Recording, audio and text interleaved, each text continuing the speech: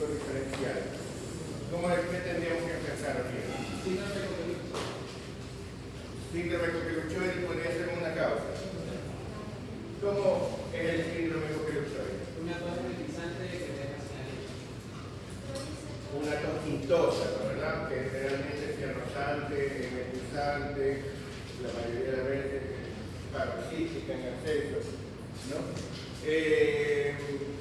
El cuadro clínico inicia con rinorrea y tos productiva, no nos describe las características de la tos, podría ser coqueluchoide, También podría ser una neumonía. podría ser una neumonía. ¿Qué es la neumonía? La fiebre y el dolor, que podría ser un dolor muy recostado, ¿no? ¿Verdad? ¿Qué otras cosas podría ser?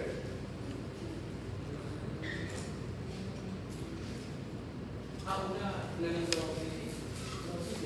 Podría ser una laringitis, perdón, una faringolaringitis o laringofaringitis. Bueno, a ver, fíjense ustedes, cuando nosotros decimos, hacemos el diagnóstico diferencial, ¿no? Tenemos que conocer los términos.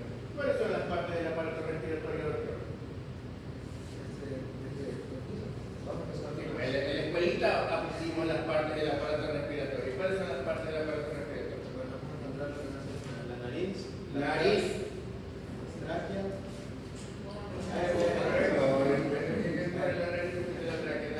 nariz, boca, La boca, yo sé que puedes respirar con la boca, pero no es parte del aparato respiratorio la boca. Nariz, faringe, laringe. A ver, nariz, faringe, laringe. La faringe tiene nasofaringe, orofaringe y laringofaringe, pero no estamos hablando de las partes de la faringe, estamos hablando de las partes del aparato respiratorio. Nariz, faringe, laringe, tráquea, bronquios, bronquiolos y alveolos de los pulmones, ¿no? ¿Verdad? Bueno, entonces ya sabes cuáles son las partes del aparato respiratorio y tal. Entonces, si está inflamada la nariz, ¿eso se llama? Rinitis. Si está inflamada la faringe, rinitis. Si está inflamada la laringe, rinitis. Si está inflamada la tráquea, traqueitis. Y si está inflamada los bronquios, y si está inflamado los bronquiolos, y si están inflamados los alveolos, si está inflamado el pulmón, neumonitis. ¿No, verdad? ¿Qué es la neumonía? La neumonía es la neumonitis infecciosa. ¿Sí? O sea, la neumonitis causada por una infección. ¿Sí? ¿Ya? Por lo menos esa es la definición más aceptada. Hay algunos que quieren decir otra cosa, pero esa es la definición más común y más aceptada. ¿Sí? Entonces, una neumonitis puede ser no infecciosa. No, digamos una neumonitis química, si quieres decir, ¿no? Sí, una neumonitis puede ser una neumonitis química, una neumonitis tóxica. ¿Puede inflamarse el pulmón por un golpe? Sí. Muy bien. Ahora, cuando la nariz se inflama, cuando hay una rinitis, ¿eso qué provoca? Miren, la inflamación, ¿qué es la inflamación? La inflamación es una reacción inespecífica del organismo, ¿no, verdad? Una reacción de defensa que provoca algunos fenómenos, como un síndrome, ¿no, verdad? Que provoca varios fenómenos y que pues, antiguamente se le definieron por los 4 signos cardinales que eran tumor, rubor, calor y dolor, ¿no, verdad? Aquí lo definió Celso, me parece, ¿no? No parece. Pero luego vino Vesalio y le añadió otro quinto que fue la limitación funcional, ¿no? ¿Verdad? ¿Sí? Entonces, con eso tenemos los signos de la inflamación. Ahora, ¿por qué se produce el rubor? Porque hay vasodilatación. ¿Por qué se produce el calor? Porque la sangre es caliente por la vasodilatación. ¿Por qué se produce el edema?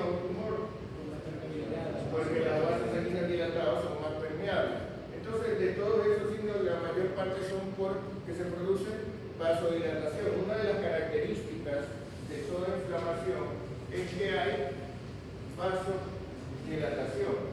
Aparte de eso tenemos el dolor, que es digamos la sensibilización que se produce en los nervios periféricos para alertar al organismo de que algo está mal, algo está pasando aquí, ¿no? Y la alimentación funcional, que es consecuencia del síntoma, ¿no? Entonces, si la dilatación de los vasos sanguíneos es la que produce más los signos de la inflamación, la dilatación de los vasos sanguíneos se producirá en cualquier cosa inflamada. Si está inflamada la nariz, ¿qué producirá la dilatación de los vasos sanguíneos? Lógicamente que se supone que la nariz debería estar roja, caliente, dolorosa, ¿no es verdad? Pero por fuera no la vemos así, la vemos en la mucosa, ¿no? Entonces hay congestión nasal.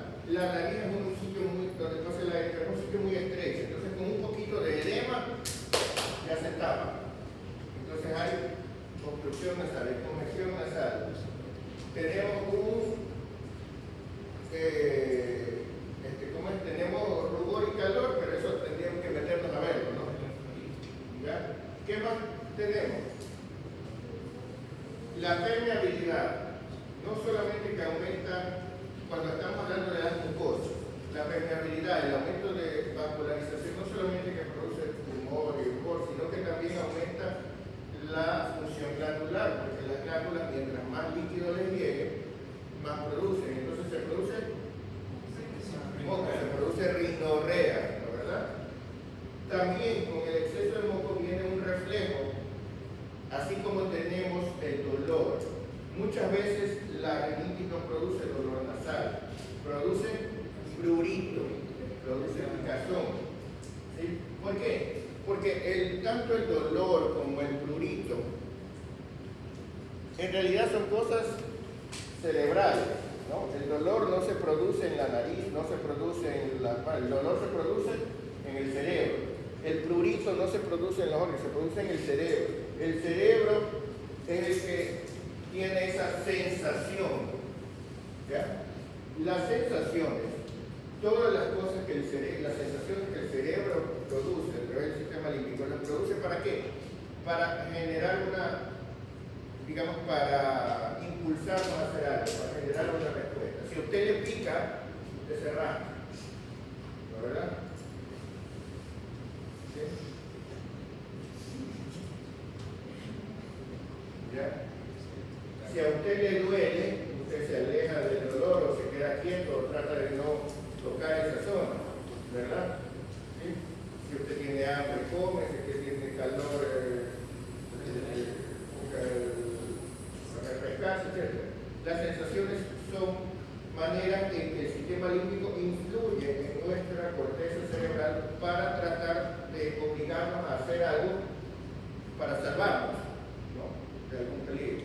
Entonces, lógicamente que en muchas partes, cuando una respuesta inespecífica es el dolor, porque cuando algo está siendo agredido, tenemos que cuidarlo, tenemos que fijarnos, tenemos que buscar la manera de mejorarlo, nos tiene que llamar la atención y tenemos que tratar de no golpearlo más, cuidarlo más, ¿verdad? ¿Sí? Lo que el cuerpo considera importante también suele ser más sensible. Si a usted le cae un poquito de polvo en el brazo, a usted eso no le molesta mucho, pero si le cae un poquito de polvo en el ojo, ¿verdad? No es lo mismo. Entonces, ¿ya? Si a usted, qué sé yo, le dan un puñetazo en el hombro, bueno, usted se aguanta, pero le dan un puñetazo en los testículos, ¿no? O en la glándula mamaria, ya, no es lo mismo. ¿Por qué no es lo mismo? Porque unas zonas son más sensibles que otras, porque el cuerpo considera que son más importantes. El cuerpo considera que hay que cuidarlas más, ¿no? Porque biológicamente se supone que son más importantes unas cuantas que otras. Entonces, eso es lo que tiene que ver. Cuando nosotros tenemos rinorrea, eso no es, imagínense, si tenemos un montón de moco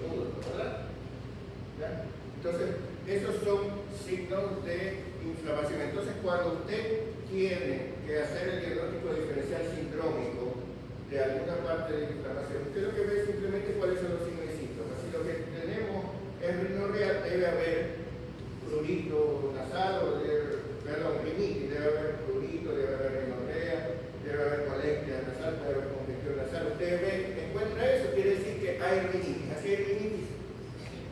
Sí, porque si no hubiera rinitis no había rinorrea, ¿verdad? ¿Sí? Faringitis.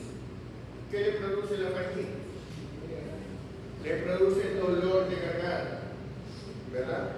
Lógicamente que le produce eritema, pero eso no le viene, doctor, vengo porque tengo muy mal la garganta. No mucha gente viene por eso. La mayoría vienen porque le duele la garganta, ¿verdad? Puede ser que una faringitis más grave le produzca incluso un edema visible, adenopatías locales, etcétera, ¿no? Pero el signo más confiable es que tiene dolor de garganta, o le duele al tragar, o le duele, ¿verdad? ¿Sí? La laringitis. ¿Cómo sabía usted que tiene laringitis? Porque en la nariz están las cuerdas vocales, ¿no? ¿Verdad? El edema de las cuerdas vocales hace que cambie la voz. La nariz es donde está. Entonces, cuando está ronco, o cuando está, como dicen, afónico o disfónico, entonces cualquiera de esas nos hace saber que hay laringitis. Y cuando hay una estrechez importante, también hay estridor. ¿Sí? ¿Cómo sabíamos que hay traqueitis?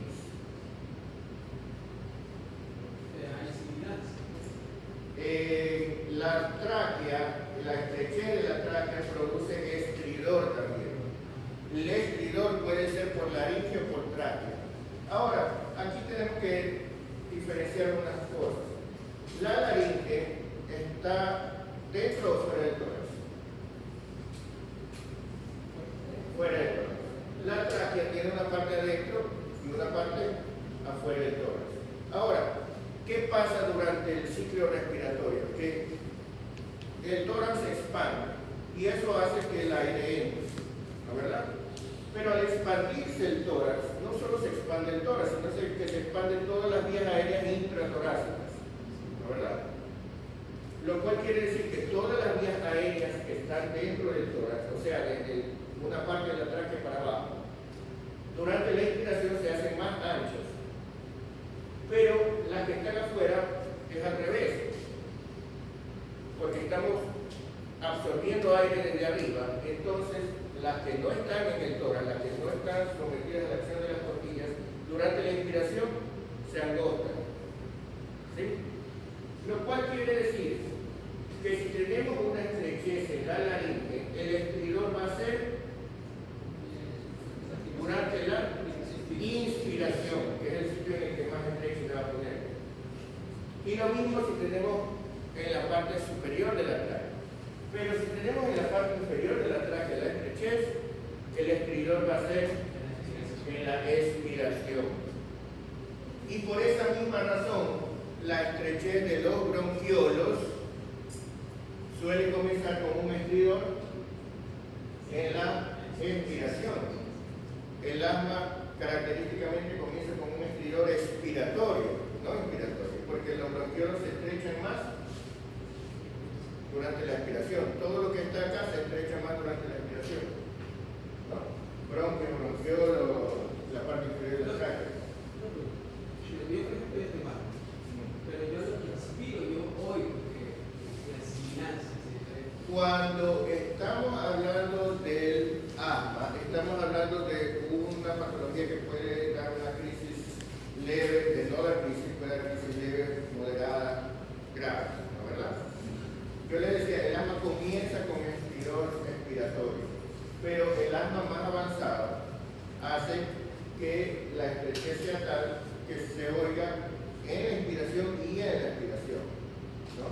Entonces, ya no tenemos, y cuando es aún más avanzado ya incluso la sibilancia, ya incluso desaparece la sibilancia porque ya quedan colapsadas las vías aéreas. Entonces, por eso les decía, el asma leve, cuando recién empieza con estridor característicamente expiratorio, ¿no? Muy bien, estamos claros.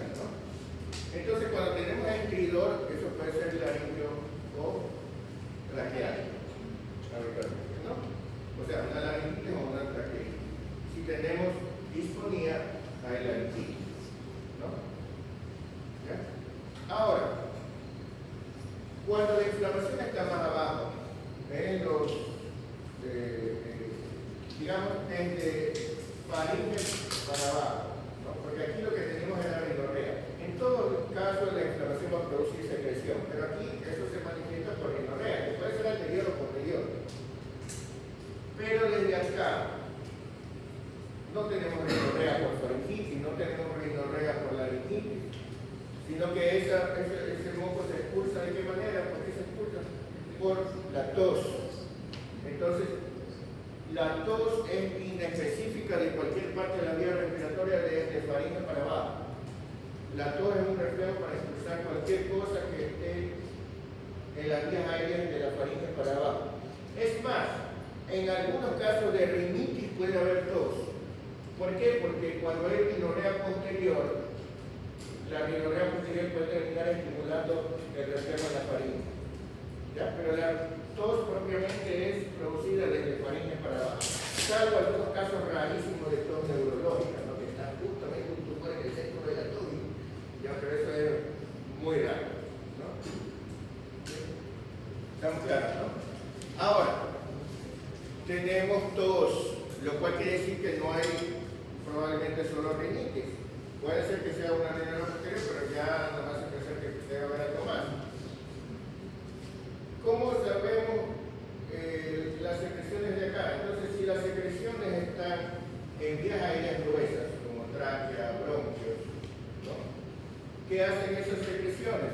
Esas secreciones se mueven con la respiración. Roncan, ¿no verdad? Producen lo que se llama estertores roncantes o simplemente roncos, ¿no verdad? Lógicamente que estas secreciones también se pueden oír a veces en la nariz, ¿no verdad? ¿No? Que sería, como quien dice, un ronco nasal. Pero cuando usted escucha, cuando usted ausculta y ausculta ronco, usted tiene que decirle al paciente que respire por la boca para poder diferenciar, porque si no usted... Y por supuesto, cuando usted ausculta a un niño, tiene que auscultarlo estando despierto, porque dormido cualquiera ronca. ¿Sí? Ya, así que sabe. ¿No? Entonces, cuando usted ha diferenciado y realmente son roncos, ¿qué quiere decir? Que eso puede ser tráquea, bronquio, a veces hasta bronquio, ¿no? Pero generalmente vía aérea gruesa. Mientras más fina la vía aérea, más finos los roncos. Pero cuando ya estamos en los bronquiolos estrechos ya no producen el sonido grueso del estridor, es un estridor, sino el sonido fino que silba.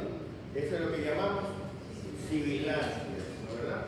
Entonces las sibilancias, ¿qué significan? Significan que hay estrechez bronquiolar, ¿no? Entonces sería un signo clásico de bronquiolitis, ¿así? De inflamación del bronquiolo. Teóricamente puede ser una estrechez bronquiolar por cualquier otra cosa, o sea, a lo mejor hay un tumor comprimiendo, ¿no?, las vías aéreas, o tal vez hay un cuerpo extraño, a veces se producen sibilancias por eso, pero lo habitual es que sea estrechez bronquiolar simplemente por bronquiolitis, ¿no verdad? Y eso puede a su vez estrechar la luz por dos mecanismos. Uno es el edema, por el simple edema se estrecha la luz, y el otro es la broncoconstricción, el músculo que lo cierra, ¿no? Generalmente están ambos combinados. Pero en la bronquiolitis entonces habría tos, habría sibilancia, etc. Pero en la bronquiolitis, estamos hablando de la bronquiolitis en el sentido estricto de la palabra, o sea, inflamación del bronquiolo. Sin embargo, cuando ustedes estudian medicina, muchas veces los textos abrevian las cosas, ¿no? Por ejemplo, si ustedes estudian sinusitis, habitualmente las sinusitis que se estudian se refieren a la sinusitis bacteriana, ¿no? No estudiamos la sinusitis alérgica, la sinusitis viral, habitualmente cuando los libros de pediatría hablan de bronquiolitis, se refieren a la bronquiolitis viral, ¿sí? Es lo habitual. Pero, sindrómicamente, bronquiolitis puede ser bronquiolitis viral, puede ser bronquiolitis bronquiolitis bacteriana, puede ser bronquiolitis inmunológica, puede ser bronquiolitis de muchas causas, ¿no es verdad? Entonces, si nosotros decimos, por ejemplo, asma, el asma técnicamente es una bronquiolitis. El asma técnicamente es una bronquiolitis alérgica, ¿no? Una bronquiolitis de causa inmunológica. Asimismo, cuando decimos la clasificación de neumonías y decimos las neumonías pueden ser neumonías lobales o bronconeumonías, las bronconeumonías, en las bronconeumonías las bacterias están también en los bronquiolos, que las bacterias están en los bronquios, en los bronquiolos, en los alveolos, las bacterias no se suelen limitar solo a los bronquiolos. Entonces las bronconeumonías también incluyen bronquiolitis. En una bronconeumonía puede haber sibilancia. ¿Sí? ¿Estamos claros? Entonces si un paciente tiene sibilancia, usted hace el diagnóstico diferencial, puede ser bronconeumonía, puede ser asma, puede ser bronquiolitis viral, etc. ¿No? ¿Estamos claros, no? Bueno, pero la sibilancia se indica que está comprometido el alveolo. Y cuando está comprometido el alveolo, con inflamado el alveolo, cuando hay una alveolitis, que es característico de las neumonías, pero también puede ser en otras neumonías, cuando no, que ya estamos a nivel del parénquima pulmonar. La alveolitis, hay aumento de secreción en el alveolo. ¿Qué pasa cuando hay mucha secreción en el alveolo? Tiende a colapsarse. Y entonces, ¿qué se oye? Pues si está totalmente colapsado, no se oye nada. Pero cuando comienza, el alveolo se despega durante la inspiración. Entonces se despega, y se colapsa. Y eso se oye como cuando usted frota los cabellos aquí, y eso se llama estertores crepitantes. ¿No? Los crépitos o estertores crepitantes que se oyen, de los estertores húmedos. ¿No? Entonces, solamente con el examen físico usted puede decir aquí hay rinitis, aquí hay faringitis, aquí hay laringitis, traqueitis, bronquitis, bronquiolitis o alveolitis. ¿Verdad? Lógicamente que en el aparato respiratorio también tenemos que considerar algunos órganos anexos, por ejemplo la pleura, ¿no? ¿Qué produciría una pleuritis? Eso depende de la fase. Cuando recién empieza, produce dolor pleurítico, el típico dolor en punta de costado. Después la inflamación hace que durante la respiración se frote la pleura parietal contra la pleura visceral y entonces se oye el frote pleural, ¿no, verdad? Y después la vasodilatación hace que se libere el líquido y se produzca derrame pleural, y entonces ya usted no va a escuchar ningún frote. El frote solo lo escucha al principio, ¿no? Cuando recién está comenzando la inflamación pleural. Después escucha disminución del murmullo vesicular, porque mientras más líquido haya, más lejos estará el estetoscopio del parénquima pulmonar, más difícil será oír los ruidos normales, ¿no? ¿Sí? ¿Estamos claros, no? Otras cosas que a veces se comprometen son los senos paranasales, son también anexos a la nariz. ¿Qué se produce una sinusitis? En una sinusitis también habrá rinorrea, ¿no, verdad? Independientemente de que sea, de por lo que sea, al producirse la sinusitis, ¿qué provoca? ¿Qué síntomas provoca? Mire que en semiología uno resulta estudiar que tiene dolor facial, ¿no? Dolor a la percusión de los senos. El dolor a la percusión de los senos, quiero que recuerden esto, el dolor a la percusión de los senos sí, es un signo de sinusitis, pero es un signo muy poco confiable, mejor que olvídense de eso. Primero porque es un signo muy tardío, solo se dan las sinusitis graves. Segundo, porque si usted empieza a hacer esto a un niño, todo niño le va a decir que le duele. Así no tenga nada. ¿Sí? Entonces, es un signo que realmente es muy difícil de utilizar como método diagnóstico para sinusitis.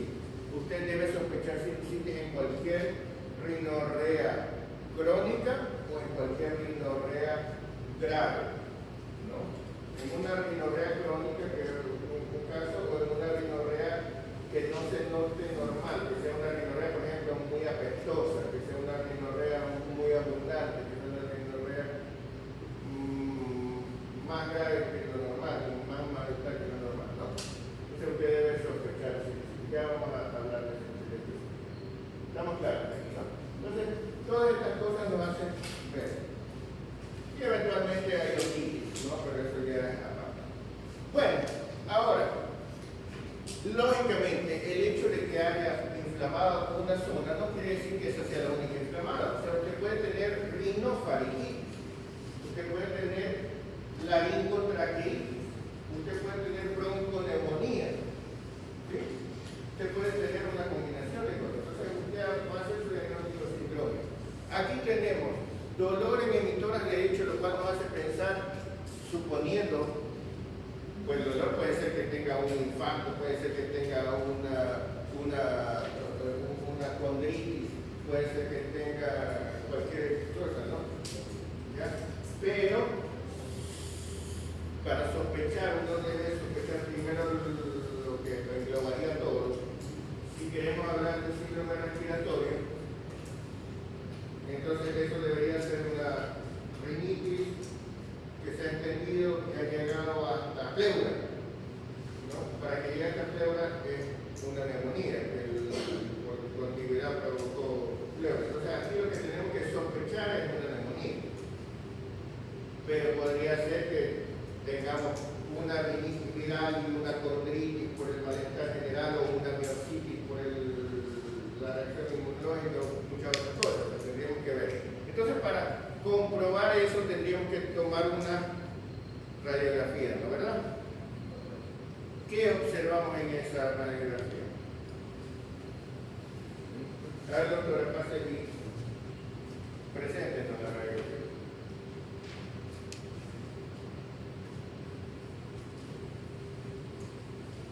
Aquí tenemos una.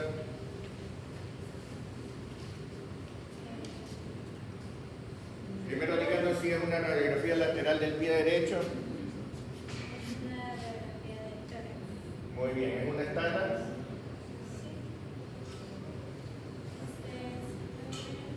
¿Seguro que es una estándar? ¿Cómo sabe que es una estándar?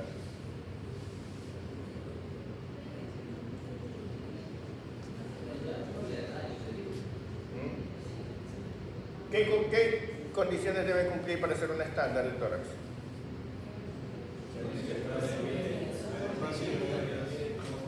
A ver, tiene que estar de pie. ¿Está de pie?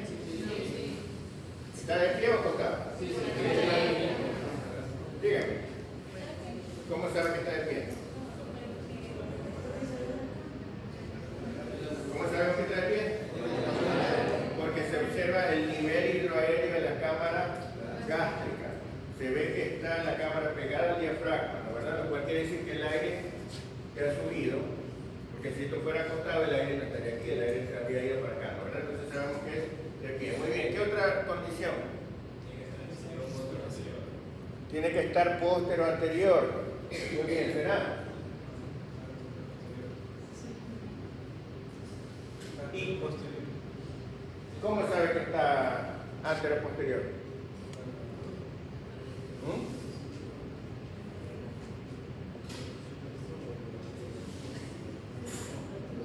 Esa ya no es tan fácil de saber. Por la posición del estómago, el hígado. O sea, la derecha o la izquierda. Y si la tomamos al revés, van a salir al revés.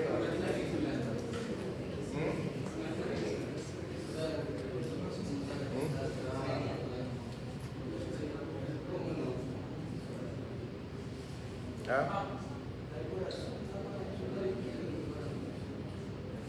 ¿Cómo sabemos eso? Ajá. Ya, y además de eso, cumple el proceso estándar porque los procesos de control están fuera. ya, entonces esa es la otra condición, que los escápulas tienen que estar, o sea, los hombros hacia adelante, o sea, las escápulas tienen que estar lateralizadas. Las escápulas no deben estar sobre los campos pulmonares. ¿Ven las escápulas? Señálame el borde de las escápulas. Sí, ven las escápulas, ¿verdad? A ver.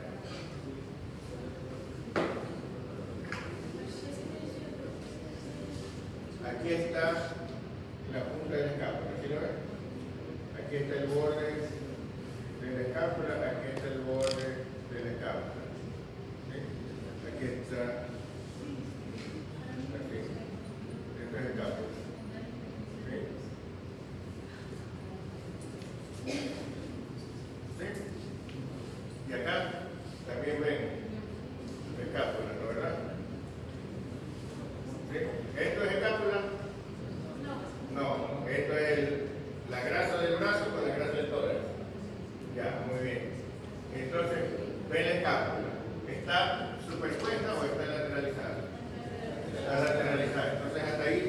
parece que sí cumple las condiciones para ser una estándar rectora. ¿Está en inspiración media?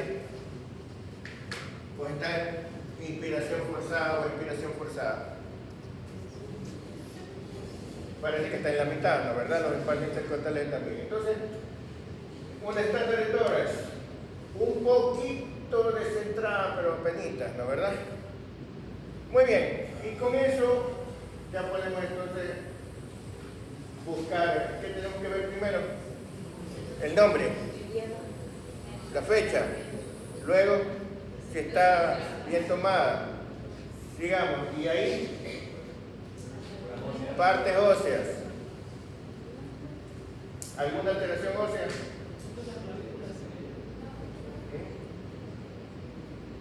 ¿Ah? ¿Qué tiene? Agenesia de esternón.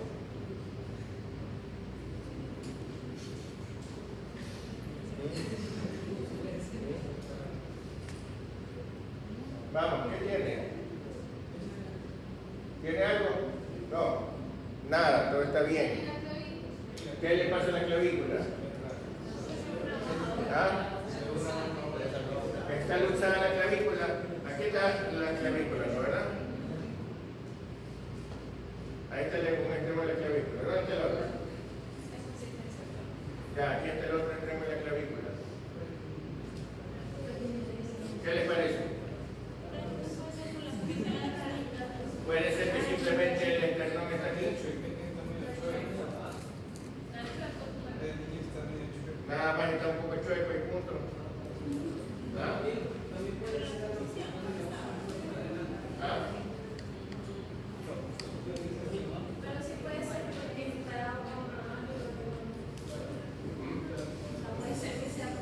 Claro, puede ser nada más que está un poquito chueco. Bueno, ¿qué más? Nada, nada por ahí. Tenemos el pulmón, en campos pulmonares, porque el corazón parece que no hay nada. Entonces sí está bien. Sí, está bien. ¿Tenemos en campos pulmonares algo? A ver, escriba, ¿cómo diría que es el infiltrado?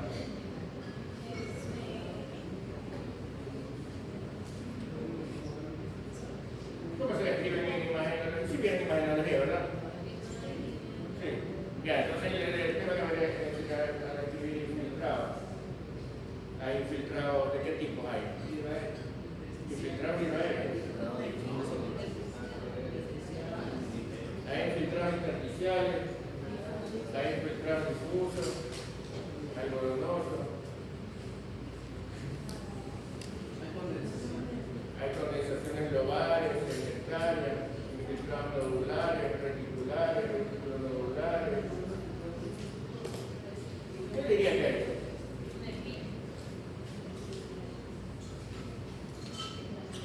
¿Te parece una condensación?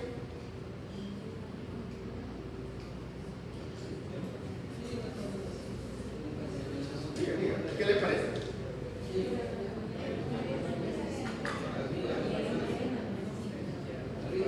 ¿Qué es el broncoderma aéreo? A ver, dibuja la tráquea. ¿Ves la tráquea?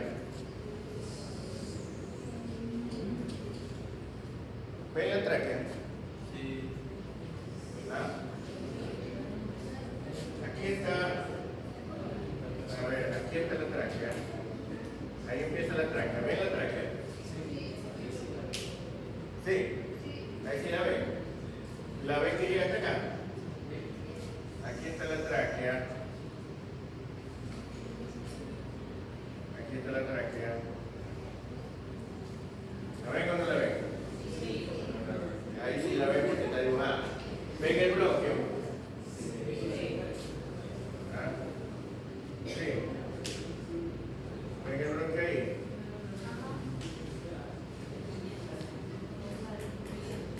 No, solo se lo imagina. Déjenme quitar esto. A ver, ¿ven o no ven?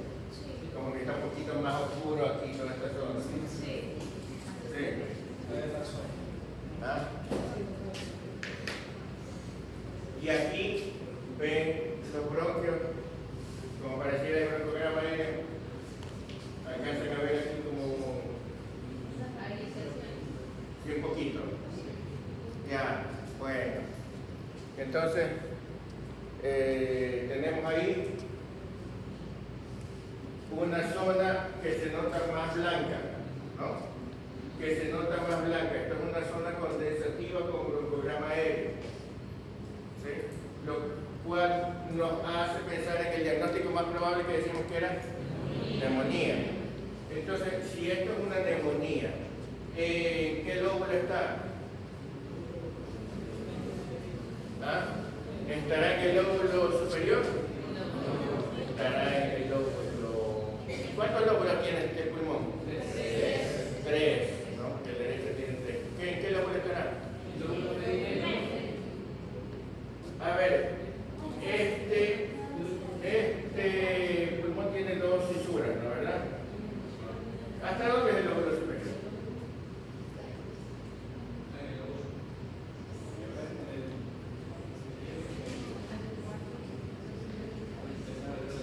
Miren que aquí ustedes tienen que tener cuidado porque como uno ve aquí el campo pulmonar, uno se imagina que el pulmón va de aquí a acá y el pulmón va de aquí hasta acá. Lo que pasa es que gran parte es tapado por el hígado, ¿no? La entrada del hígado. Entonces, aquí realmente esto es el lóbulo superior. Así es el lóbulo superior, ¿no? Acá, esto que está condensado es el lóbulo medio. El lóbulo inferior estaría acá. ¿Sí? Como se dan cuenta, el lóbulo inferior, una neumonía en el lóbulo inferior, se caracterizaría más por la dirección del infiltrado que por su localización, porque el lóbulo medio está delante del inferior, más que estar arriba, está adelante. ¿Sí? Si usted ve el pulmón de lado, ¿se acuerdan que el pulmón de lado lo veíamos así, no? Aquí está la fisura oblicua y aquí está la fisura horizontal. Entonces miren ustedes, si lo vemos desde adelante, el lóbulo medio, más que estar en medio, está delante del inferior, ¿no es verdad? Entonces, viendo un infiltrado aquí podría corresponder al lóbulo inferior o al lóbulo medio, pero viendo esta forma así, debemos pensar que probablemente es lóbulo medio. ¿Cómo podríamos comprobarlo? ¿Y el signo de la silueta qué es? El corazón está delante, entonces si la condensación está junto al corazón, se borra la silueta cardíaca, no podemos distinguir bien hasta dónde es el corazón, ¿no verdad? Eso nos hace pensar que es lóbulo medio. Muy bien, vamos a ver esto. ¿Cómo así?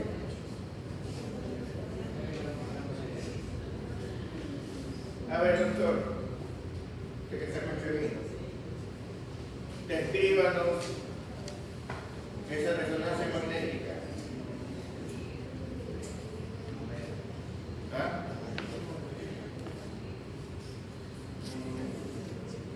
Esta es una resonancia magnética del abdomen donde vemos.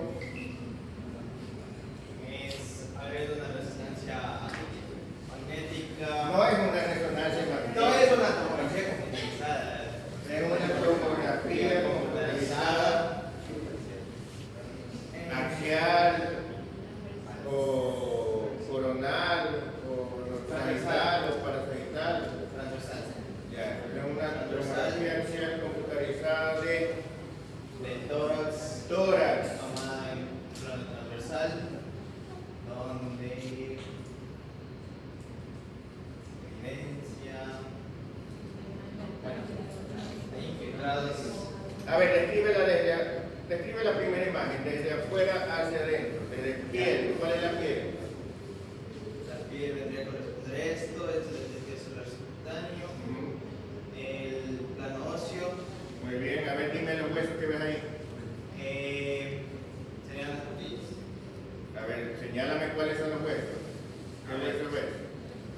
Empiezo desde el más evidente, columna vértebra cuerpo, apófisis transversas y apófisis espinosa. Y por el tamaño diría que es una vértebra a nivel cervical, porque En el tórax. sí, no, sería La cervical en el no, tórax. era dorsal también. Y obviamente son Esa es una típica vértebra dorsal. Y las vértebras, aparte del cuerpo, apófisis espinosa y transversa, también tienen láminas, pedículos y apófisis articulares y agujero vertebral, ¿no? Ya, muy bien. ¿Y qué más? Ya, de aquí, o sea, esta ¿Cuáles son los pedículos? Los pedículos, sección de las pedículos. Caray, si no sabía. Los pedículos son estas partes de aquí que unen el cuerpo con las apófisis transversas y las láminas son las que unen las transversas con las espinosas. ¿No, verdad? Muy bien. Por eso cuando usted va a hacer una cirugía y entrar a columna a médula, usted hace la laminectomía. ¿No, verdad? A ver, ¿qué otra hueso ves? Esto es una costilla. Esto es otra costilla, otra costilla, otra costilla, o es una costilla fracturada. Es una sola costilla que está fracturada en 4 pedazos, ¿no, verdad? Sí, porque, Sí. ¿Por qué se habrá fracturado la costilla? o sea, no es que está fracturada, sino que es por el corte. Entonces es una costilla ondulada, entonces el corte lo... No, pues es que cubre parte de lo que vendría a ser músculo también. Por eso, entonces es la misma costilla pero que está ondulada y el corte lo hace... Es por lo que. Exacto, ¿verdad? Entonces no es la misma costilla, pues. Son diferentes costillas, ¿no, verdad? Que usted las corta y entonces ve una, otra, así. Eso es lo que está perfecto, muy bien. Entonces, las costillas que están más... ¿Dónde es la parte de adelante? Muy bien, las costillas que están más adelante, ¿estarán más arriba o más abajo? Más abajo. Sí, más abajo. Las de aquí son las de más arriba. ¿Sí? Porque si las costillas están así, las costillas... No, pero no, sí, está muy bien. No ¿Ah? digo, era la de más abajo porque va a decir. Sí, tienes razón, es la de más abajo. A ver, déjame ver. No, pues más arriba, en el corte. Esto es adelante. Esta es la columna. La parte de adelante tiene las costillas más altas. La parte de atrás tiene las costillas más bajas. ¿Sí? No, ¿están de acuerdo? Sí. La parte de adelante, el corte de adelante coge las costillas que están más altas. Más arriba, sí. ¿Sí? ¿Ya?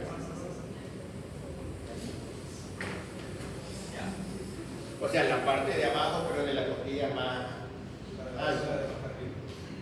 Claro, la costilla superior. Ya. Bueno, claro, o sea, por decir, si esta fuera la tercera, esta sería la cuarta, esta sería la quinta. ¿La verdad? Ya. Ahora, ¿ves algún otro hueso? Ah, no teníamos en ese esternón. Ya, entonces sí tiene esternón. Bien. Sí tenemos esternón. Ya tenía esternón. ¿Qué más? El esternón es difícil de verlo porque se confunde con el mediastino, ¿no, verdad? Y el delgado. ¿Y algún otro hueso ves? Yo veo más hueso ahí. Sí, tendría que ser el parte del escapo. La escápula, perfecto. Ahí tenemos la escápula. Ya, y muy bien. ¿Y acá qué pasó? Se rompió la vértebra. No, eso parte. Ya, y entonces, ¿qué pasó ahí? ¿Por qué no se ve unido estos momentos? ¿Por qué no se ven los pedículos?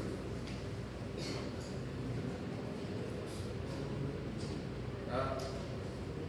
Podría ser el foramen. ¿Ah? Ese es el foramen intervertebral, cuando las vértebras son así, ¿no? El cuerpo, los pedículos, ¿no, verdad? Entonces hemos cortado aquí. En vez de cortar a nivel del pedículo, hemos cortado a nivel del agujero intervertebral, ¿no? Muy bien. Sigamos. Corazón. Ah, ¿y aquí qué pasó? ¿Se partió el esternón? No. ¿Qué es eso? Eso es el apéndice sifoides bifurcado. Muy bien. Corazón, ¿dónde está el corazón? Eso es el corazón. A ver.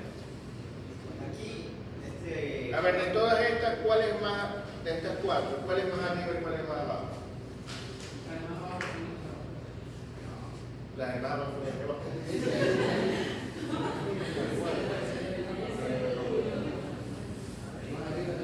A ver, aquí están los bronquios del esófago. Y Ah, bien los bronquios. A ver, ¿cuáles son los bronquios? estos de aquí, este del esófago. Perfecto, muy bien. ¿Y acá los bronquios? Y aquí, ¿Los ven más separados o más unidos? más separados. ¿Y acá?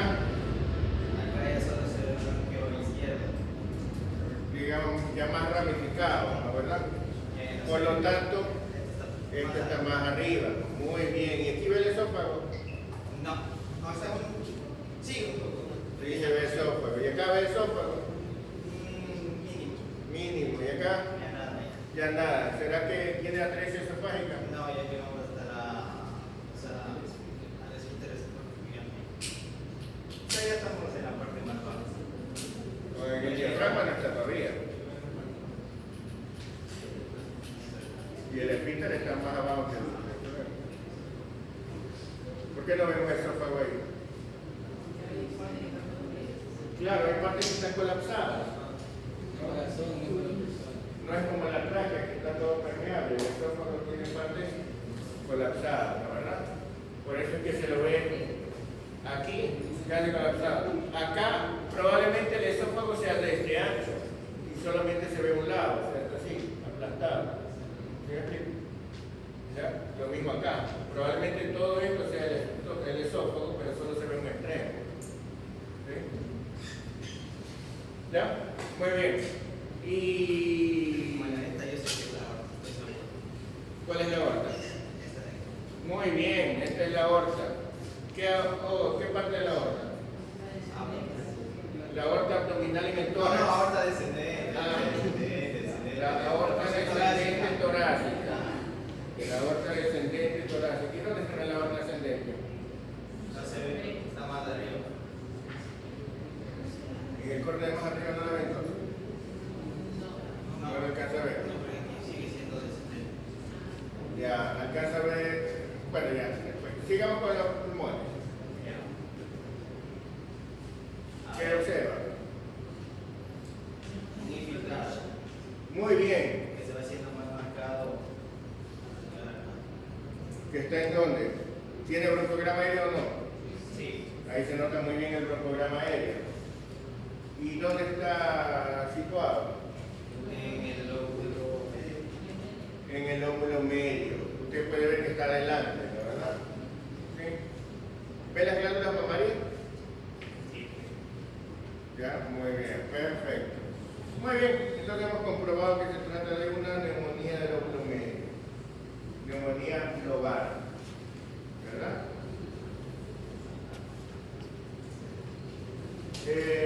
Doctora, lea. Varón de 4 años de edad, con registro de rinorrea, tos productiva y fiebre. Muy bien, con rinorrea, tos productivo y fiebre pueden ser muchas cosas respiratorias.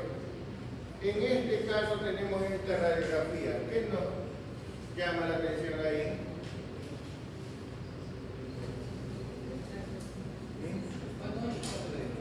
4 años. ¿Qué tenemos ahí? Esta es una radiografía simple de abdomen. ¿No? ¿Qué es?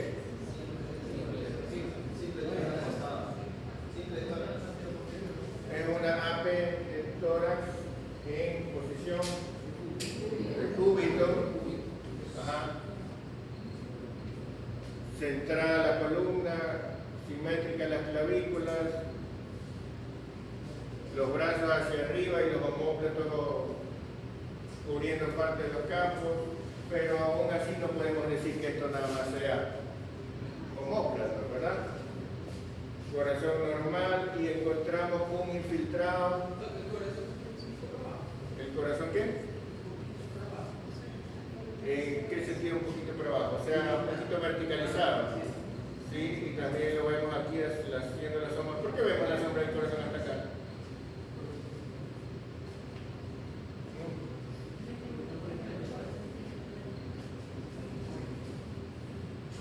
Porque deberíamos ver aquí la cámara gástrica, pero no está la cámara gástrica porque no hay nivel, ¿no? ¿Verdad? Lo que vemos aquí, este aire, ¿de dónde es? Por supuesto que atrás es pulmón, pero debajo del diafragma, ¿qué es? ¿Qué más puede tener aire ahí? ¿Ah? Claro, pero si hay algo que opaca delante del pulmón, ya no ves nada. ¿No? Quiere decir, si ves pulmón, quiere decir que hay aire también delante. ¿Qué puede haber aire? ¿Qué cosa del abdomen tiene aire? El gas, pero ¿en dónde? Neumoperitoneo. Neumoperitoneo. Solo ahí. Esto de aquí, lo que puede haber aquí, el lugar que puede haber aire aquí es el ángulo esclénico del colon. ¿Sí? El colon puede estar colocado allí y dar imagen de aire. ¿Sí? Pero bueno, estamos en esto. ¿Qué es eso? Condensación. ¿Una condensación en dónde? En el lóbulo superior. ¿Será una neumonía lobar superior? Bueno, sí, más que Esto no puede ser una neumonía lobar porque no está todo el lóbulo. Es una neumonía segmentaria. El lóbulo, ¿te acuerdas que los lóbulos tienen segmentos? Muy bien, ¿cuáles son los segmentos del lóbulo superior derecho? Apical anterior y posterior. ¿Sí? ¿Será el apical? Entonces debe ser el anterior y el posterior, ¿no? ¿Sí? ¿Cuál es?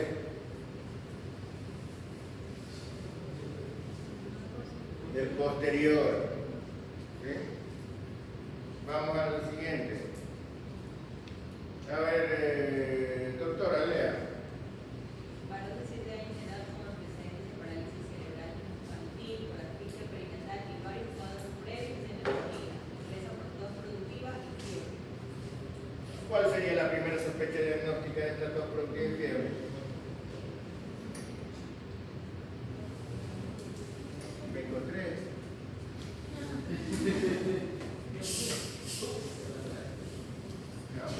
¿Cuál será la primera sospecha?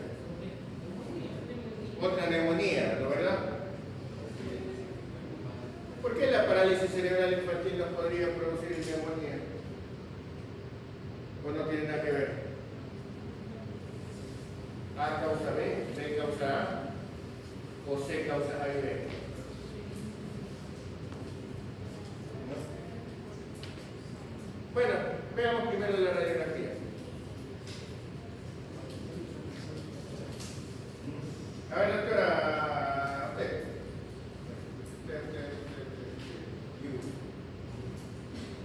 Pase, escríbanos esa radiografía. ¿Qué le llama la atención? Hágame acuerdo cuando quieran irse de vacaciones, digo de recreo.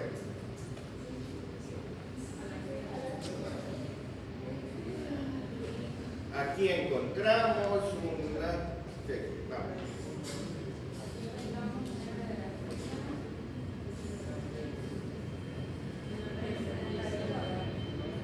Una radiografía. ¿Será un estándar de tórax? Al niño con parálisis cerebral infantil le habremos dicho que se ponga de pie, haga de brazos para adelante. No. ¿Una parálisis cerebral infantil qué es? Si es parálisis, ¿qué ha de tener? No va a poder moverse, ¿no? Está paralizado. Si es parálisis cerebral, quiere decir que la causa está en el cerebro. Culpa de algo en el cerebro, está paralizado. Y es infantil del niño, ¿no? ¿Verdad? Muy bien. La parálisis cerebral infantil, por ejemplo, un paciente que tuvo asfixia al momento de nacer, quedó tetrapléjico. Eso es una parálisis cerebral infantil. ¿Qué pasa con los niños con parálisis cerebral infantil? Generalmente tienen retraso mental, ¿no? Y están completamente paralizados. Estos niños, entonces, no pueden tomársele una estándar de tórax, por lo tanto, eso debe ser una anterior-posterior de tórax, ¿no? ¿Verdad? Ahora, tomada de pie o de cúbito. De cúbito. ¿Y cómo sabe que es de cúbito? No se observa nivel en la cámara gástrica. Muy bien. ¿Qué más? No se ve el nombre, no se ve la fecha.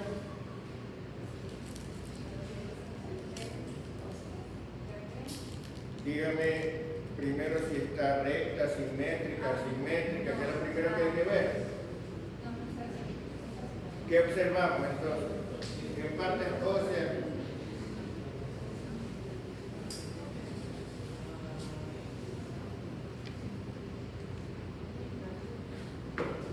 ¿Qué observamos?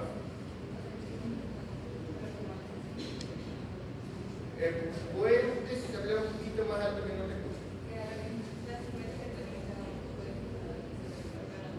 ¿Cómo se llama cuando la columna está así?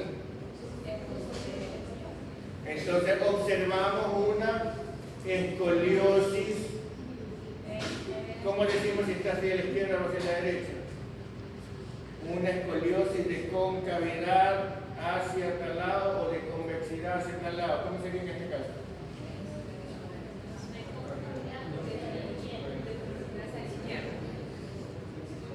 ¿Cuál es la izquierda? Esa es la izquierda. ¿Y qué significa concavidad? ¿Cóncavo es hundido o relleno? Cóncavo es hundido. Concavidad hacia la izquierda significaría que está así. Entonces es convexidad hacia la izquierda o concavidad hacia la derecha. ¿Verdad? Así es, ¿no? Es una escoliosis de concavidad hacia derecha. Bueno, ¿y qué más?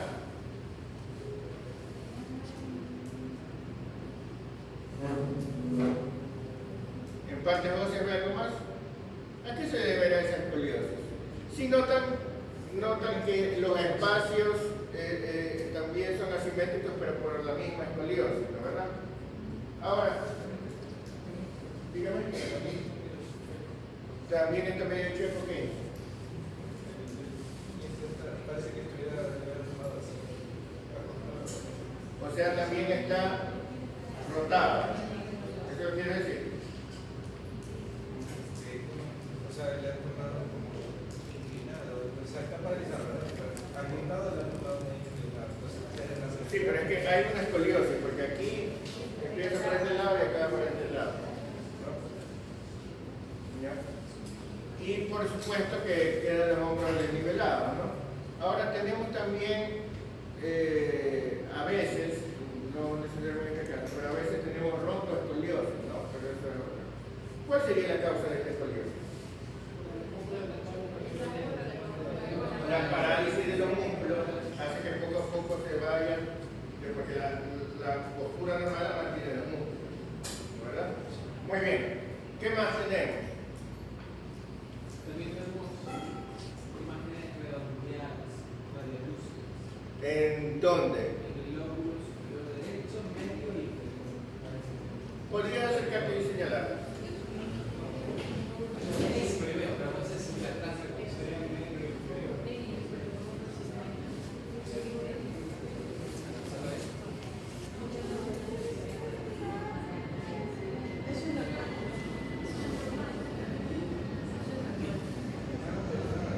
Cuando uno sospecha las cavernas o estas cosas, uno tiene que tener mucho cuidado cuidado con estas ilusiones ópticas, ¿no?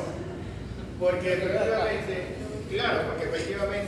la superposición de costillas y vasos sanguíneos puede hacernos ver a veces cavidades donde no hay, y puede hacer que pensemos que no hay cavidad y que es una imagen cuando en realidad sí es, ¿no, verdad? Entonces, eso siempre hay que tener cuidado. Si no podemos definirlo bien, pues a veces hay que tomar una lateral, otra radiografía, o a veces hasta una tomografía para estar seguro. En este caso, ¿puedes ver la tráquea?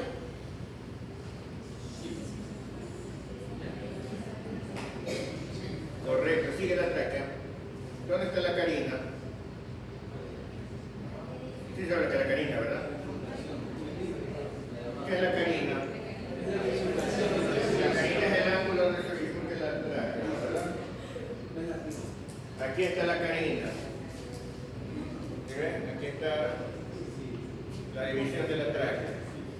Si notan que los dos bronquios son, este es más grueso, más vertical y más corto, y este es más horizontal, más estrecho y más largo. ¿Ven los dos bronquios? ¿Ven este bronquio y este bronquio? ¿Bien? ¿Ah? ¿Ustedes están viendo? ¿Sí ven algo? Sí. Ah, yo creí que estaban así. Sombras nada más.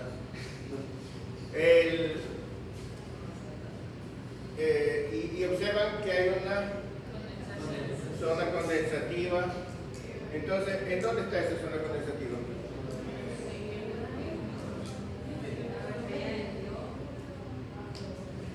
Parecería ser el lóbulo medio, ¿no, verdad? Parecería ser el lóbulo medio. Muy bien. Ahora, la cosa es, con eso hemos hecho el diagnóstico de neumonía del lóbulo medio, y ahí nos quedamos. ¿Qué tenemos que...?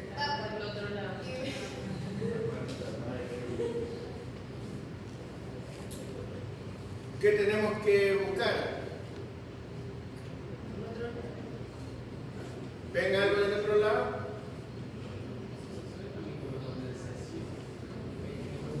También hay neumonía aquí, pero menos marcada, que también hay broncograma aéreo, ¿no, verdad?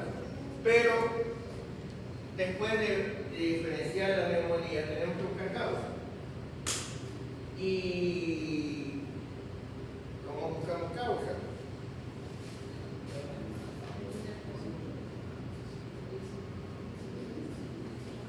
¿Qué hicimos aquí? ¿Qué creen?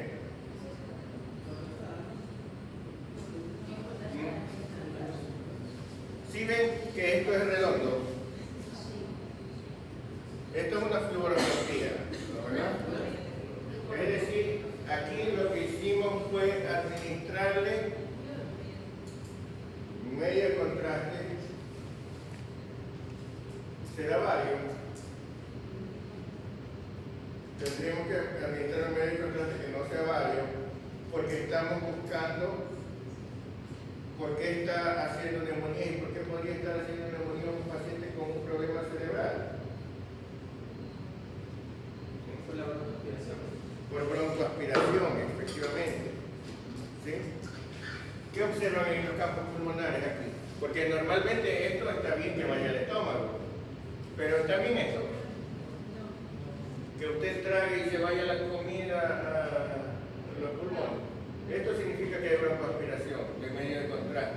Esto es un broncograma. Solo que no es un broncograma aéreo, es un broncograma de medio de contraste. ¿Sí? ¿Ya? Significa que hay un trastorno de la deglución, que puede ser producido por una parálisis de los nervios que controlan la deglución o del centro que coordina la deglución, que es el núcleo. Yo cuando estaba en el neuroanatomía yo les decía, todos los días, 3 veces al día cuando coman, digan gracias Dios mío por los alimentos y gracias núcleo amigo por salvarme la vida. ¿Sí?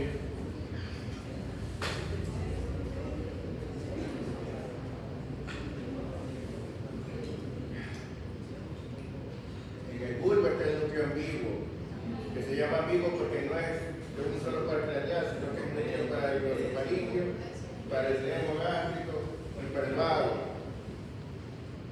Que los tres controlan la coordinación entre la respiración y la deglución. En la conversación parece que usted está come y habla, come y habla, come y habla y no se muere. ¿Sí?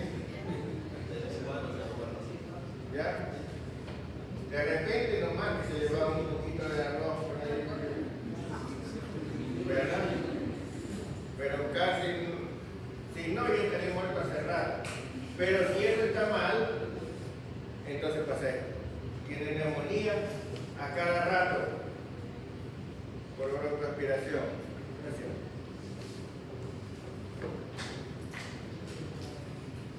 A ver, doctora, lea, caso 10. Sí. El niño de 7 años de edad cuyo cuadro clínico inicia con signos inflamatorios en la pierna izquierda y fiebre leve. Proceso diagnosticado como celulitis que progresa a absceso. Posteriormente desarrolla tos productiva, fiebre alta y dolor torácico. Mire que con esto, hasta ahí nomás ya uno debe sospechar qué cosa.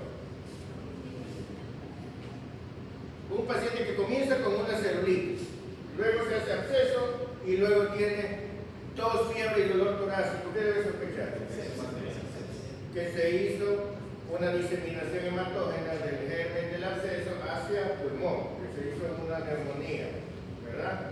¿Sí? Por una bacteriemia. Muy bien. La radiografía sigue. La radiografía inicial muestra un proceso pulmonar organizativo iniciándose el tratamiento para la neumonía. Se realiza el control mediante radiografía torácica anterior o posterior unos días. Muy bien. Aquí no tenemos la radiografía inicial, pero ya sabemos que había una neumonía. Pero la cosa es que después de unos días de darle el tratamiento, le hacemos un control radiológico y encontramos eso. Aquí estaba la neumonía. Pero ahora, ¿qué vemos?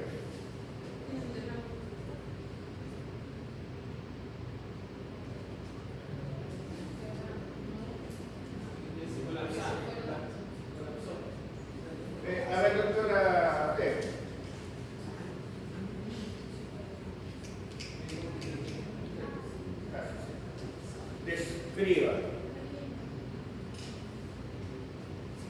Descríbanos la radiografía que observamos.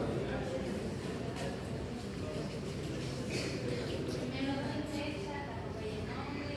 Si observamos la toma, observamos una toma anteroposterior. De ahí El está. tórax en bifrentación, Así es, el decúbito. en el cúbito dorsal, muy bien, siga. De ahí a nivel óseo.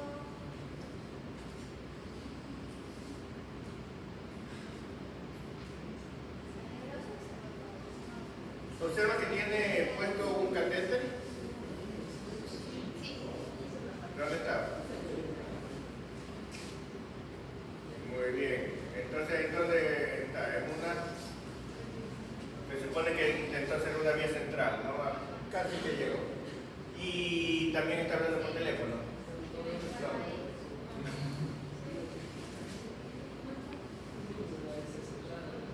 Ah. Bueno, ¿qué más? ¿Qué más?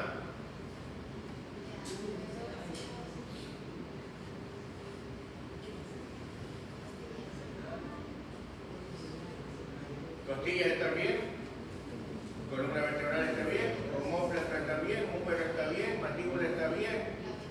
¿Ah? Los dientes se ven bien. ¿Ah? Ahí se ven los dientes. ¿Ya? No le diagnosticamos caries ahí. ¿Qué más? Bueno, ¿y qué encontramos en el campo pulmonar?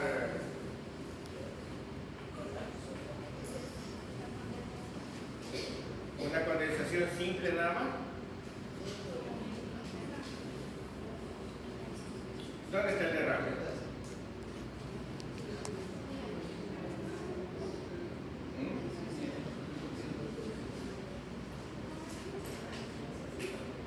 Sí hay derrame, pero ¿dónde deberían ver si hubiera un derrame? Deberían verlo en las bases. Están acostados.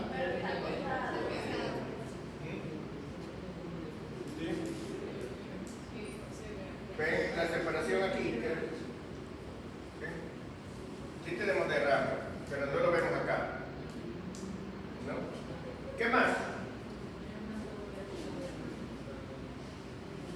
¿Y esto les parece homogéneo? No.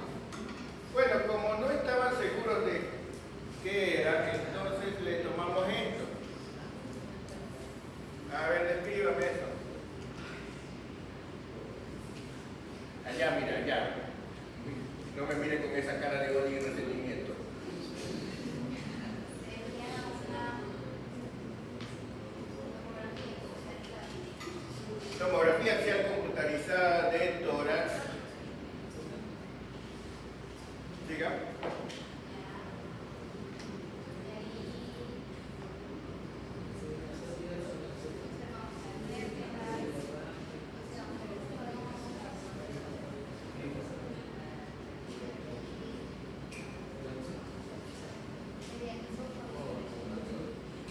El esófago, ese círculo no es el esófago. El esófago debe estar, si es que está medio colapsado.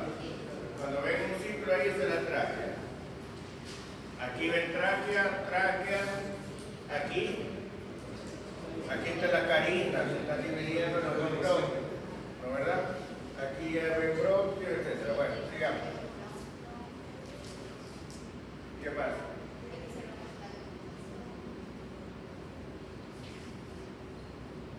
Yo no diría que esto es la condensación. Aquí ya estamos en la cúpula diafragmática. ¿Sí? ¿Ya? La condensación está acá. Y hay condensaciones acá también más pequeñas. Pero la condensación más grande está acá. Aquí también hay derrame pleural, ¿sí ven? Pero además de eso hay esto. Además de la condensación, dentro de la condensación se han formado estas cavidades, que son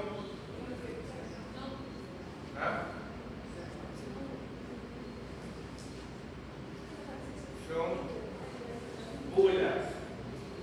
¿Sí? Esto es una neumonía, pero cuando dentro de una neumonía usted encuentra primero un infiltrado, pero te toma una radiografía unos días después y dentro de ese infiltrado aparecen cavidades, que es lo que se ve aquí. ¿Ya? Hay cavidades, no es tan fácil verlas aquí, por eso se tomó la tomografía. Cuando aparecen cavidades dentro, vamos a agrandarlas. Encontramos una zona de neumonía que antes era todo condensativo y ahora tiene cavidades. Aquí también tenemos zonas de neumonía donde se hacen cavidades. Son bulas o neumatoceles o cavernas y que es tuberculosis. ¿Qué significa eso? Que es una neumonía necrotizante. ¿Ya? Una neumonía que produce necrosis del parénquima. ¿Ya? Entonces, las neumonías necrotizantes no todas las neumonías son necrotizantes, ¿no verdad? Las neumonías necrotizantes suelen ser producidas por qué gérmenes. La tuberculosis, por ejemplo, produce una neumonía necrotizante. ¿Cuál más? El estafilococcus aureus característicamente produce una neumonía con derrame pleural y necrosis, una neumonía necrotizante, ¿no verdad? Y la Klebsiella pneumoniae. La Klebsiella pneumoniae, no obstante, suele producir neumonía necrotizante en adultos, sobre todo alcohólicos o malnutridos, o en ancianos. A esta edad, con esta radiografía es casi seguro que sea estafilococcus aureus. Y si tenemos el antecedente de un absceso, pues los abscesos casi siempre son por estafilococcus aureus. Entonces esto es una neumonía estafilocócica. ¿Sí?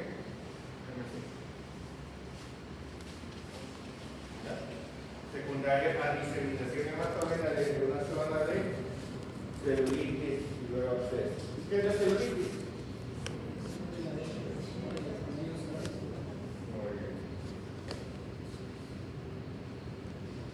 Muy bien. A ver, doctora. Yeah. Niña de 6 años con cuadro clínico de 2 días de evolución con rinorrea y angina y apenas 6 horas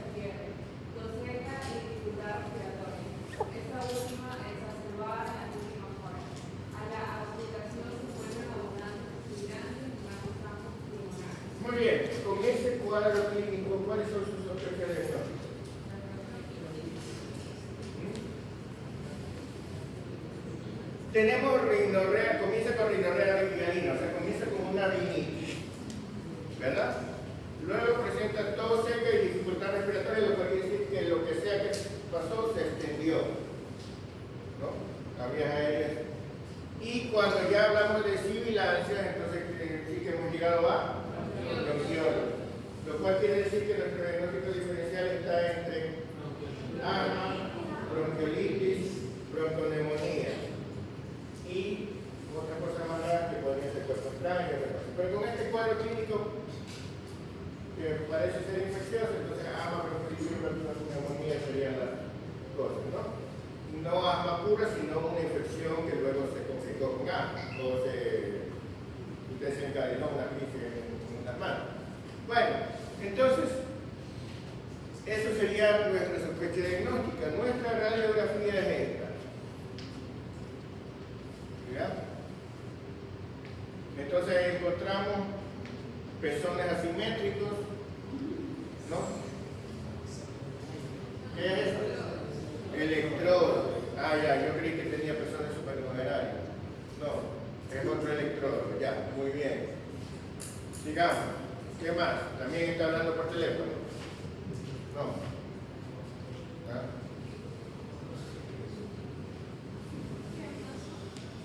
No, para esto no oxígeno.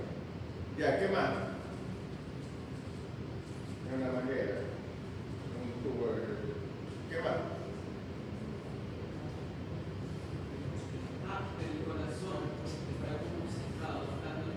El corazón está como desplazado hacia la derecha. Ya, ¿será que tiene destrocarle? Bueno, ¿qué más? ¿Qué es esta cosa de aquí? ¿Será un ganglio linfático axilar? ¿Un tumor? ¿Podrá estar ahí la causa de...? ¿Qué es eso?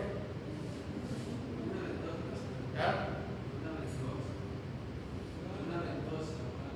Una ventosa. ¿Y para qué le pusieron una ventosa? ¿Ah? La cabeza del húmero. Pero tiene una cabecita del húmero entonces. Yo diría que esta es la cabeza del húmero.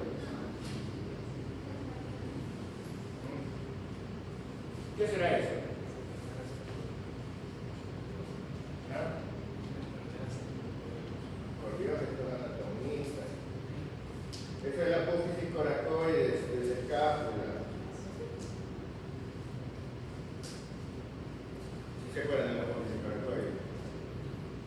Donde se inserta el músculo coracobraquial, la porción corta del bíceps, el pectoral menor. No, sí. Esa es la forma de pico de cuerpo. Bueno, esta es la escápula. Esta parte de acá se llama, de la escápula se llama acromio. Esta es la apófisis coracoides, esta es la espina de la escápula, esta es la fosa infraespinosa, esta es la fosa supraespinosa, esta es la cavidad glenoide. Bueno, reconocen eso. Muy bien, ahora acá, ¿qué encontramos? En campos pulmonares.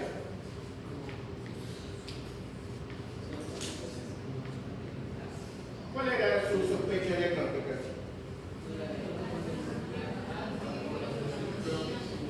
Muy bien, ¿y qué deben buscar entonces? ¿Qué podemos ver en un paciente con asma? Puede ser que no haya nada. O signos de hiperinsuflación o signos de neumotórax o signos de atelectasia. ¿Y qué podemos encontrar en una bronquiolitis? En una radiografía, lo mismo, porque igual es la inflamación del bronquiolo y pueden tener cualquiera de esas imágenes también. ¿Y qué podemos encontrar en una bronconeumonía? Lo mismo, pero además infiltrado condensativo, ¿no verdad? Bueno, ¿qué vemos aquí? Atelectasia. ¿Por qué dice que es atelectasia? Porque la atelectasia por lo general arrastra, o sea, La atelectasia es una lesión que disminuye volumen y por lo tanto produce retracción. Es decir, Si está aquí la atelectasia, debe producir elevación del diafragma y desplazamiento del mediastino hacia ese lado, ¿verdad? Entonces eso podría ser atelectasia. Podría ser, ¿no, verdad? La cosa es, ¿será una atelectasia lobar completa? No, tendría que ser una atelectasia parcial, porque no está con la imagen típica triangular de atelectasia completa y totalmente opaca. ¿Sí? Veamos la tomografía.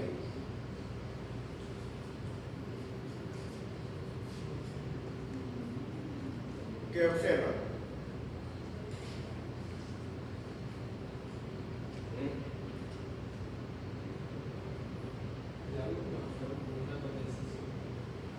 Esto, si ven que es una condensación pero medio rara, ¿no? Una condensación con forma de raya.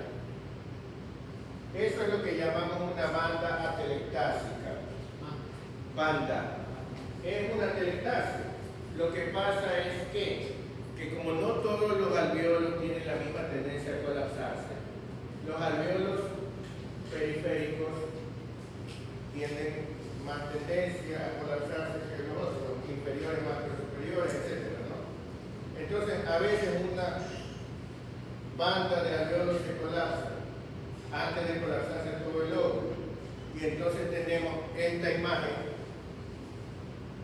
¿sí? Una atelectasia en bandas, ¿ya? Esas son imágenes de atelectasia. Miren en la tomografía de acá, ¿sí? Son bandas atelectásicas. Eso no indica que ha habido atelectasia aquí y acá, ¿sí? Miren que está junto a las fisuras, ¿sí? O sea, son los alvéolos más periféricos, ¿ya? Entonces, con este cuadro clínico, fiebre, tos seca, dificultad respiratoria, 2 días de evolución, esa dificultad respiratoria se debe a la obstrucción bronquiolar. Pero además se nota algo. Ven este parénquima pulmonar y ven este otro. ¿Notan la diferencia? ¿Por qué tienen una zona, a pesar de que las dos podrían decir casi normales, pero una está más negra que la otra? ¿Por qué?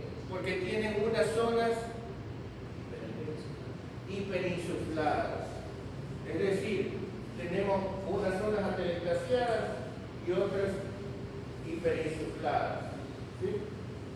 ¿Ya? Eso es típico de los síndromes obstructivos bronquiales, ¿no? ¿Ya? Entonces, estas son las complicaciones típicas del asma. No tenemos ninguna zona realmente de condensación, porque todas estas no tienen broncograma aéreo, son solo bandas atelectásicas. Entonces, si tenemos fiebre, quiere decir que no es asma pura, pero lo que probablemente fue una infección respiratoria alta, una rinoperitis que le desencadenó una crisis a una persona asmática. Pero esa rinoperitis no debe haber más cuando lo de garganta o... Claro. Ahorita teníamos una rinitis, nada más sigue una rinitis, porque no nos refería a dolor de garganta, ¿verdad? Entonces tenemos una rinitis viral que probablemente desencadenó una crisis asmática. ¿Sí? ¿Ya? ¿Por qué no digo bronquiolitis viral? Porque las bronquiolitis virales son típicamente enfermedades de los lactantes.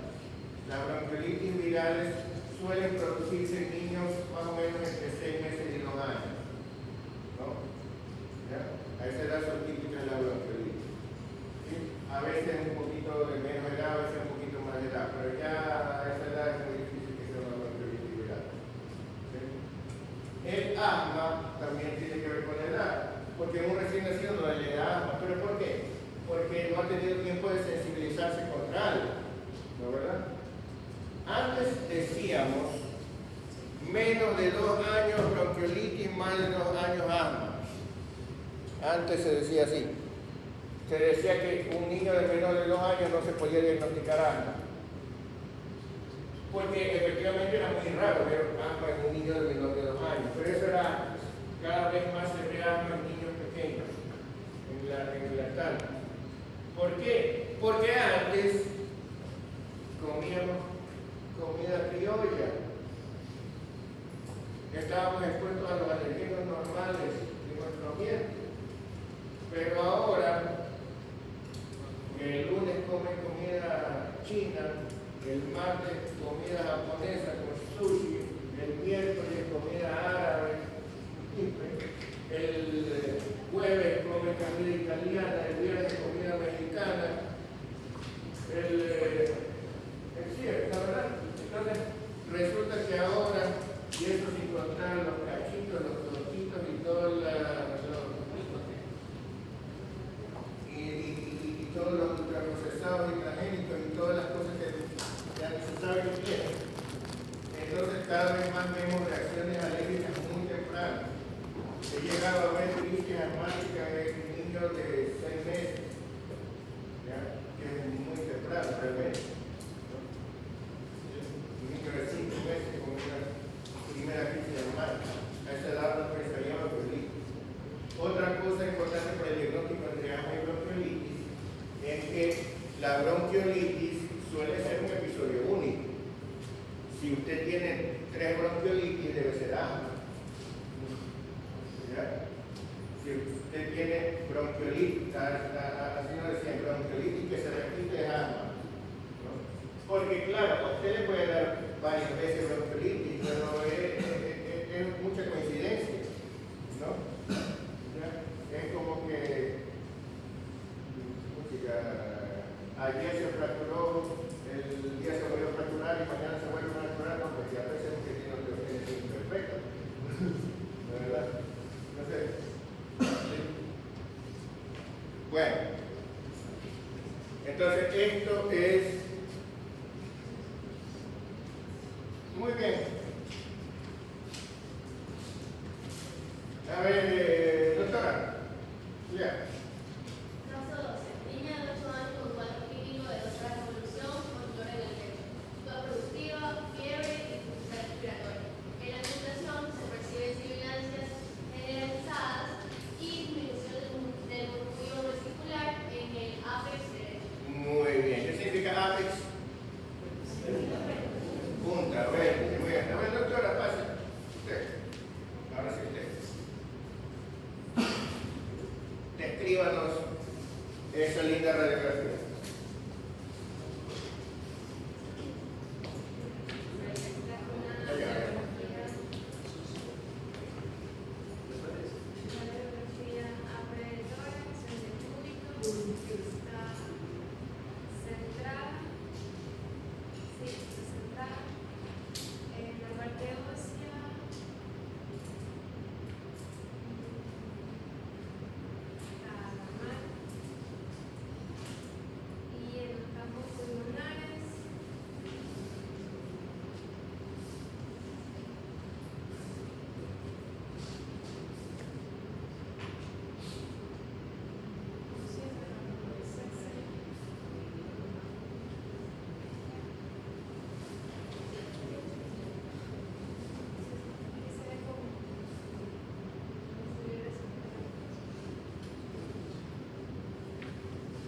¿Qué es eso?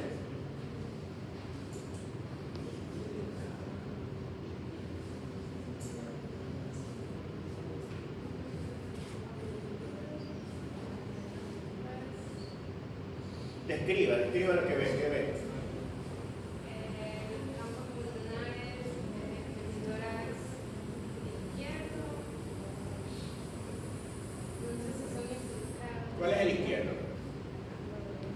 El de allá. Ajá. Y en el derecho veo, una línea. A ver, en el izquierdo, ¿qué ve? ¿Qué le parece ver? Tal vez infiltrados, pero creo que la parte de Infiltrados, reticulares, nodulares, difusos. lóbulo superior, inferior, medio, superior, el lóbulo superior. Y a ver, señálalo dónde está.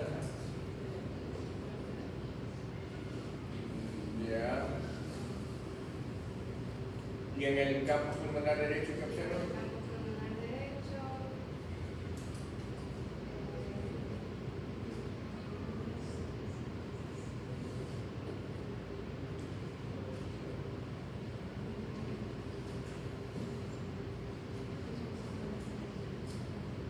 Algo muy notorio, ¿no? ¿Qué es? ¿Cómo lo describiría? Ya, el electrodo, ¿qué más?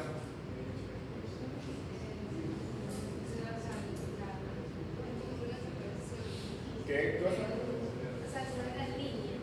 Una línea, pero esa línea separa qué cosa.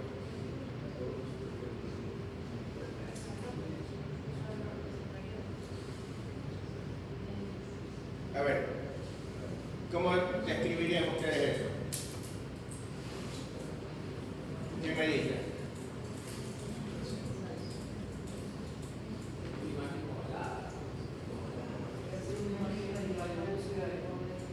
Una imagen radiolúcida. ¿Radiolúcida es negra o blanca? Una imagen radio opaca. ¿Radio opaca en dónde?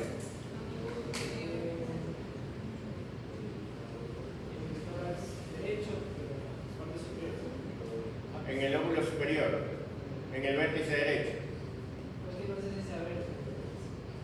A ver, ¿dónde está el vértice derecho ahí?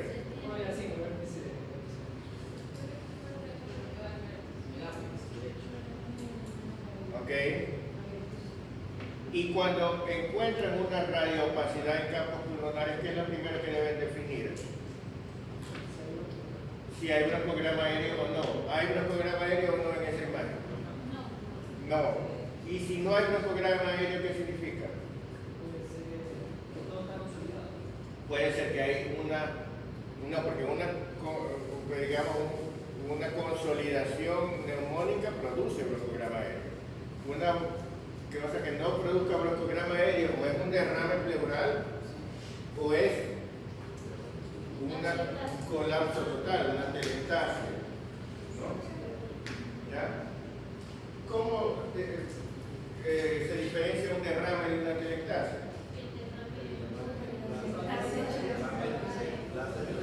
Uno empuja, el otro chupa, dice.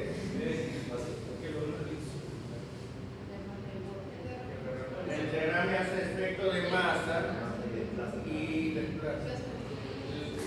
en cambio la telestasia hace efecto de retracción, ¿no, verdad? ¿Sí? ¿Y aquí qué podríamos decir? Decimos que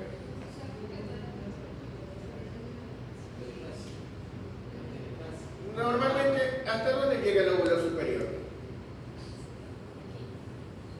El lóbulo superior efectivamente llega hasta aquí, pero este es el lóbulo superior colapsado. Es el lóbulo superior que se ha colapsado y hace esta imagen típica triangular aquí. Este es un colapso lobal, todo el lóbulo superior está colapsado. ¿Sí? Es una atelectasia, una típica atelectasia del lóbulo superior. ¿Y qué se oculta allí? Entonces,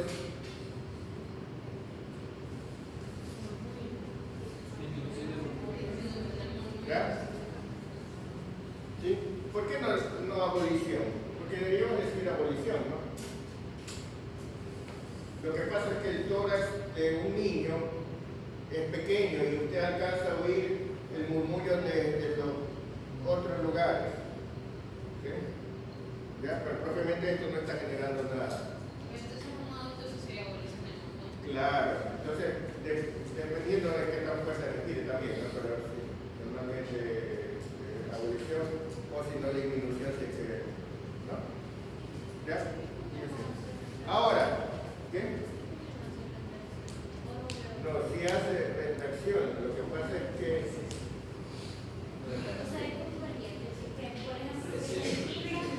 lo que pasa, sí, escúcheme, lo que pasa es que, ¿por qué se produce produce esta telestasia? ¿Qué es lo que tiene este paciente? ¿Qué tiene este paciente? ¿Qué diagnóstico más probable? 8 años, 12 horas de evolución, fíjense, nada más, rapidito, dolor, tos, fiebre y dificultad respiratoria. Tiene 8 años. Asma. O sea, una infección respiratoria alta y asma. Por eso, una infección respiratoria alta que desencadena una crisis de asma. ¿Sí? ¿Por qué no digo una neumonía? Pues, primero porque no hay imagen de neumonía, ¿no?